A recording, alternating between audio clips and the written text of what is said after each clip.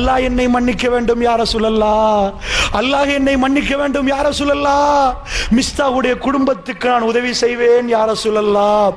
எந்த வாப்பாவுக்காக இப்படி பேச முடியுமா அல்லாஹ்வுடைய இல்லையார்களே? ஏன் இந்த செய்தியை சொல்கிறேன் தெரியுமா? அல்லாஹ் ஒன்றை விரும்புகிறான் என்று சொன்னால் தன்னுடைய குடும்பத்தில் இதை விட அவமானத்துக்கு ஒன்றுமே இல்லை.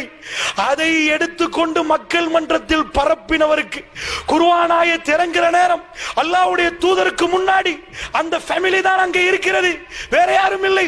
அல்லாஹ்வுடைய தூதருக்கு முன்னாடி என்ன சொன்னார் தெரியுமா? யா ரசூலல்லாஹ், மிஸ்தாவுடைய குடும்பத்துக்கு நான் உதவி செய்கிறேன். அல்லாஹ்வுடைய நல்லடியார்களே, இதுதான் தான் வாழ்க்கையில் இவ்வளவு பிரச்சனை வருகிற நேரத்திலே, அல்லாஹ்வுக்கு பொருத்தமான விதத்தில் பேசுவதென்றால் இதுதான் அல்லாஹ்வுடைய நல்லடியார்களே. இதற்கு பேர் இறையச்சம், இதற்கு பேர் இறையச்சம். அல்லாஹ்வுடைய நல்லடியார்களே,